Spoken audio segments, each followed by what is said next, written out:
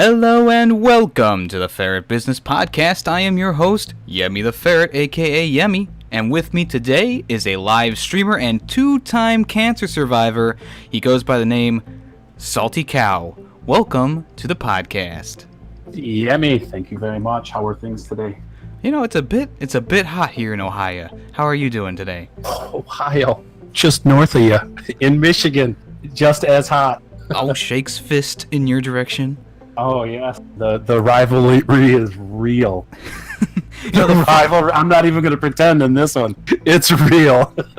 Oh yeah, yep. The funny thing is, though, I was talking to another person from Michigan. I don't think it was on the podcast, but I was talking to them and saying how many advertisements that we in Ohio here get for Michigan. Do you guys have anything for Ohio over there? Like, hey, come visit Ohio. We're great. We want you here.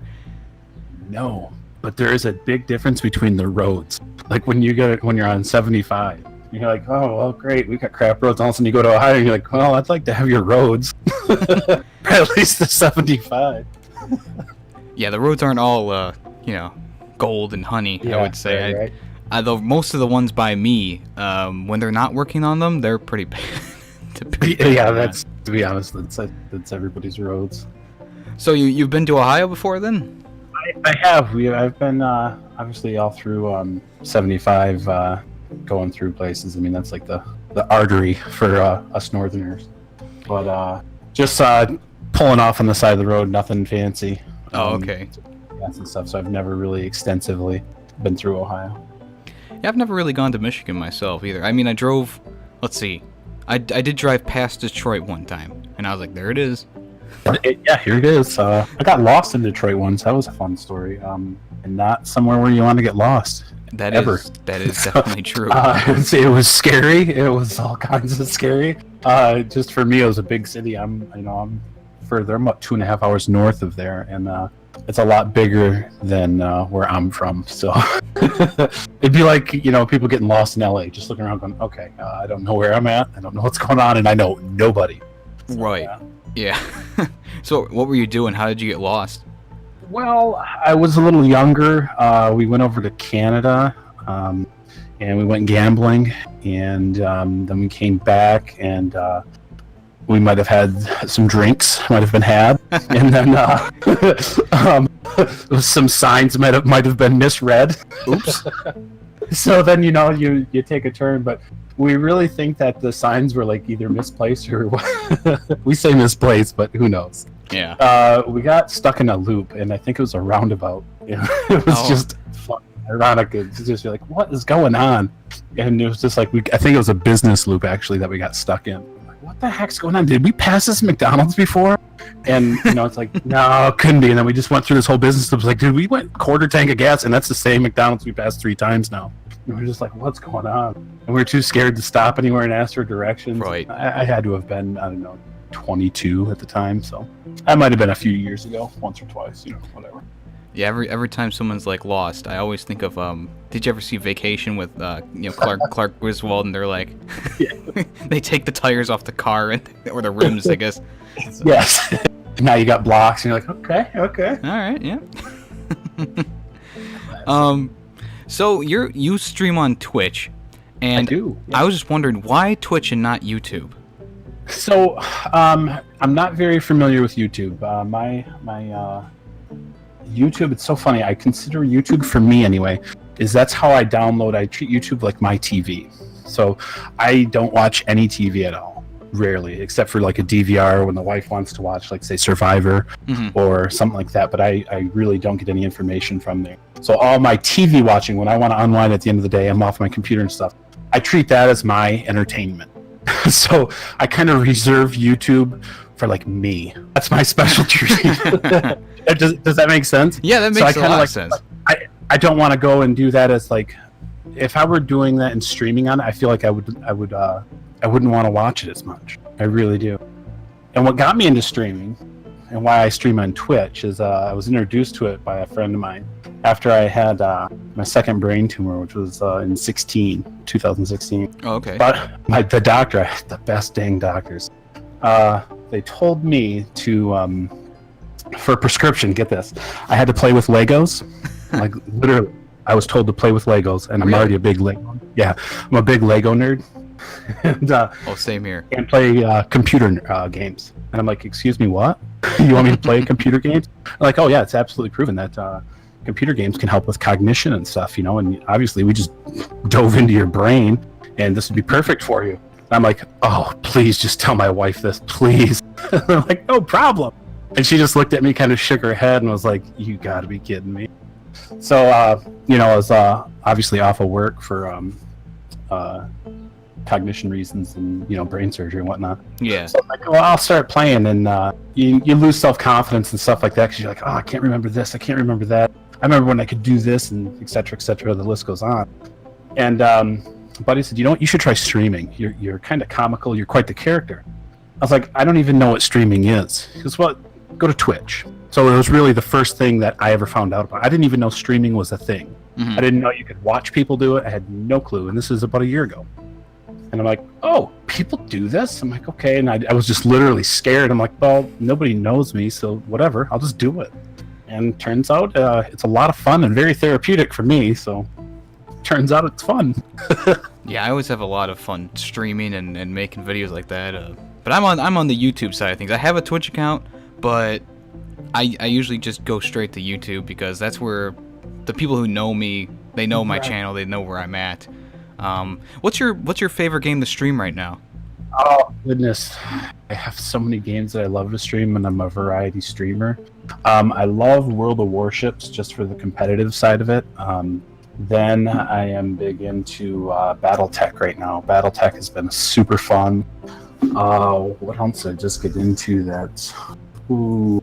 I saw you were playing a lot of that new Conan Exiles game. Oh goodness, yeah, we got a server for people that just hang out with our community. So if people want to join, they can join our server for free, play with us, against cool. us, whatever. So yeah, it's crazy fun. So I get into that. Pretty much anything that's really hot out there, I try to mix in with my daily schedule. I'm a morning streamer, and then sometimes at night I'll stream again, but those are just here and there. But I'm usually Monday through Friday every day. Well, that's at awesome. the same time. Yeah, it helps with consistency for me. So let's start at the beginning of before you had the cancer diagnosis. How was your life different before that and nowadays? Oh man, so it's kind of a crazy story because most people are like, holy shit, and it's really it's crazy. So this is how I got into computers in general. You're familiar with September 11th? Yes, of course. Right? So I was in construction, and that's what I did for a living. And I was 25 at the time. So I'm 40, in my early 40s right now. I was 25 on September 11th. We got sent home early from work that day for obvious reasons. Yeah. And I decided that I was going to go to the eye doctor because I had a flash of light like probably 2-3 days prior to that. And it's like, you know, everybody's had a flashlight, but this flashlight had me pull my car over and be like, this is weird. Ooh. Well, that flashlight turned out to be a tumor on my optic nerve. And if you're familiar with your optic nerve, it goes from one eye to the other eye to your brain. Yeah. And yeah, so Beaumont Hospital here in, just in Detroit, they happen to have a specialist, cancer specialist, that treated this rare form of cancer that I had. And it went from there to my brain. 8 years later, from September 11th, is when I was first diagnosed. So you're like, are you kidding me? On September 11th, you were diagnosed with cancer? I'm like, yeah. And I got the cancer from being in the sun. It's like, oh, come on, really? So like, it's just one of those, and you're like, all right, that's kind of weird. Then, you know, 8 years later, they're like, oh, you got brain, it's in the brain. It's like, okay. And then literally 8 years after that, which was in 2016, it comes back. You're like, come on. So what's changed? What's changed for me is the small things really don't piss me off much. So when you're waiting in line, you know, and it's really weird to see, but when you're waiting in line, say at the grocery store, and people are like, oh my God, will this person just hurry up? I don't get fazed by stuff like that anymore. It's like, enjoy it. Where are you trying to rush to? There's nowhere that I need to be anywhere fast. You know what I mean?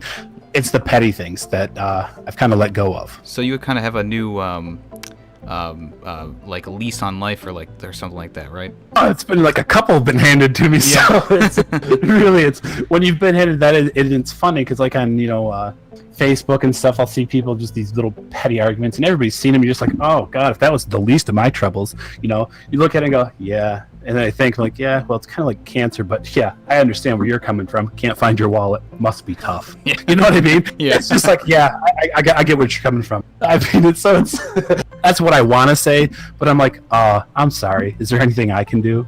You know what I mean? It's yeah. So, it's just it's hard to really sweat the small things. It honestly is. It's just tough. And then on the flip side of that, some things can trigger you because it was brain related the last 2 times. Mm-hmm. Something like make you upset that never would before. And one of the funny things that gets me is the water. So let's get this for an example. Some things I can't figure out, like pouring a glass of water. When I first got out of the hospital, I knew how to get a glass of water, but I didn't know the recipe, and it sounds so stupid. Oh, it's hilarious. That is kind of funny. It's hilarious. And in my head, I'm like, okay, so let's get this out. I need a glass, and the water's got to go in the glass. But I'm looking at the fridge, going, well, how's this whole thing work? What do I do? And my wife comes out. She goes, you've been staring at the fridge for a long time. What's going on? Like, I tried to make a glass of water, and I really don't know what's going on. And I'm starting to get frustrated, just like, legit pissed off. Yeah. And it's just infuriating because in your head, you know that it's water, glass, drink. But then your brain's like, but are you sure? And then you're second guessing yourself. But then it's because you had brain surgery, and then it's this vicious cycle. And you're like, oh my God. Well, then I'm just sitting here, and my wife catches me, and she goes, well, you got the wrong thing. And I'm like, oh shit. And I'm looking around, I'm going, what? And she goes, well, you're not using a bowl. And I went, a bowl? What the? And I looked at her, and she just starts cracking up. And I'm like, woman, you can't do this to me. And she's just going, well? And I just went, oh my God. So she broke the ice for me, just going, again, don't sweat the small things. Right. And then she was like, look, and then just grabbed the glass, pushed it. And as soon as I seen it, it clicked. I went, oh God, thanks. But I had to have somebody literally show me, just take the glass, push it into the fridge, boom, boom. So it's like kind of being taught as a kid again. Uh-huh. But boy, she had her fun when she was just like, I'm going to mess with you. I'm like, oh, this is going to be a long recovery. So the same thing kind of happened with gaming then? Because I remember you saying to me that you can't play the same games you played before nowadays. I can't really get into super competitive games. I used to be really hyper competitive in like the CS, Counter-Strike, really competitive in shooters. I can't get into those anymore. It's super hard because I know I'm better than what I used to be. Or I used to be really good, and now I'm not like that. I don't have the response time. I don't want to say patience, but I know that if I die or if I get shot, I'm going to be guessing, was that because I'm not good? Was that because of a brain issue? Yeah. Or was it because he was legitimately better than me? I'd say that's a patience kind of thing kind of going on. Yeah, so it's like, and I don't want that ever to be, I don't want it, I can't use it as a crutch. You know what I mean? I can't go, I don't want that going through my head because then I feel like I'm asking for, I don't know the end word for it, but you get what I'm saying. Sympathy, was that Thank you. Yes, that's exactly the word I was looking for, sympathy. And like I said, I told you before, I was like, sometimes I search for words and it drives me insane. Like, what's this word? What is it? But that's what I'm talking about. It's like, So I've never been put under before, and you've been put under twice for the brain surgery. What's it like going into that surgery and then just falling asleep and then waking up and they're like, you're done? So this is insane. I've never once had the experience of just like being scared. The first time in 2001 kind of got me over that fear, the whole fear of dying, the whole coming to terms with death thing. That really, when I was 25, I just had that thrown. You've got cancer, you can die. Okay, you deal with that. So it's I got over that part real quick. But being put under, they always like, all right, start counting backwards. I'm like, well, it's just going to bed. All right, no problem. And that's really what it felt like. The waking up part, it's like waking up, looking around, going, all right, let's adjust here. What's going on? Yeah. Now the second time, I've got so many great stories because I'm such a I don't want to sound like I'm pompous or anything, but I'm such a character. I mean, I'm such a smartass. And my buddy was so right that saying I was perfect for streaming, because I just have this way about me, and I'm always a smartass, always thinking of witty things to say. And I did that in the hospital as well. Well, the second time, anyway, to get to the point here, when I woke up, the second time, I woke up during surgery. Oh. And let me tell you, that's scary business. I woke up, my head was still in those clamps. If you're familiar, when they lock your head in, you've seen it in like movies or whatever, they lock your screws in your head so you can't move it. Oh, man. Well, what people don't know is that you're on a table, and the table like can articulate pretty much any which way. They can position your body any way. It's just crazy. Well, anyway, my head was like locked in this position. I was kind of all bent in a weird way, so they could do what they had to do. Well, I woke up and I'm looking around, and all I see is this light. Now, my immediate reaction was, I got abducted by aliens, because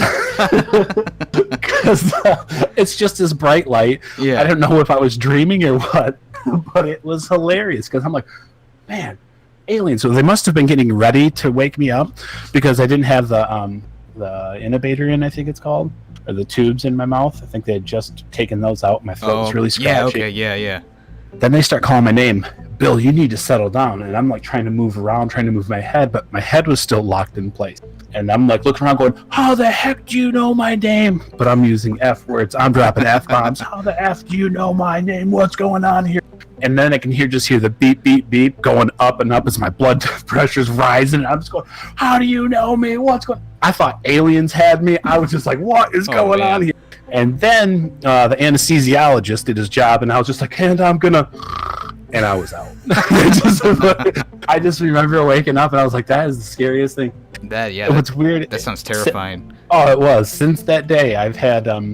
I sleep about 5 hours a night.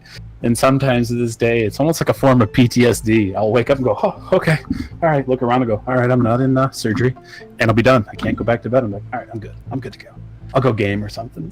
But I can laugh now, but then I couldn't. I was just like, holy cow, this is nuts. Yeah, it's understandable. That's I couldn't even imagine that. Like, that's...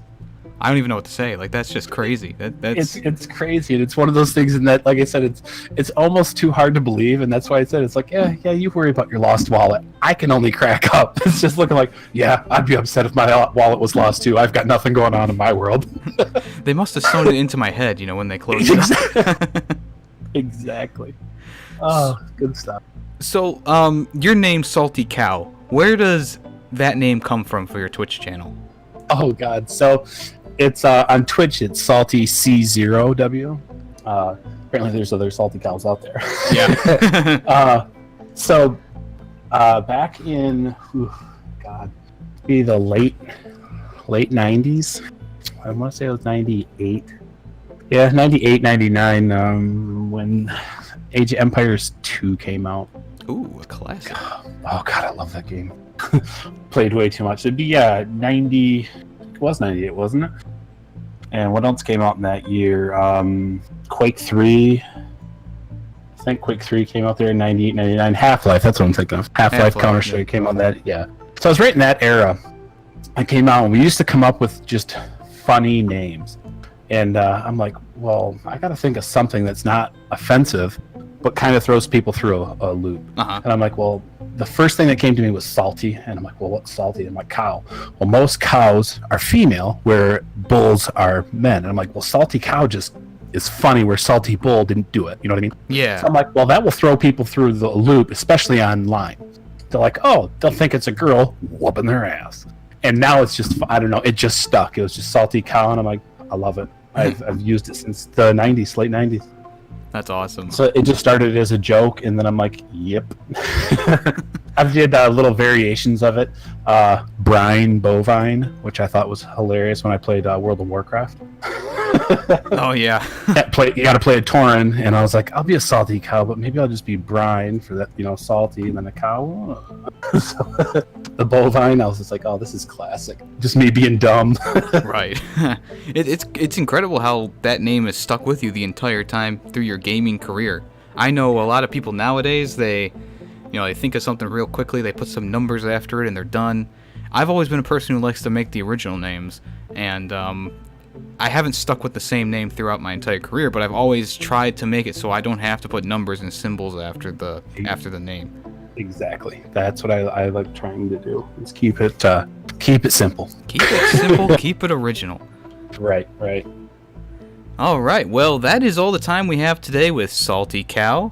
His links will be down in the description, of course, Twitch and Twitter. So make sure you go check him out. He's been a swell dude. I have to say, you are a brave dude for going through all that you've gone through.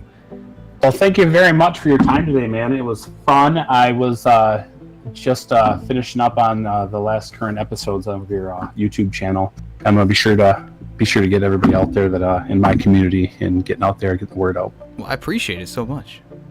Thank you, sir. So, is there anything else you want to say before we sign off? First and foremost, can't should never be in the vocabulary. I mean, just don't use it.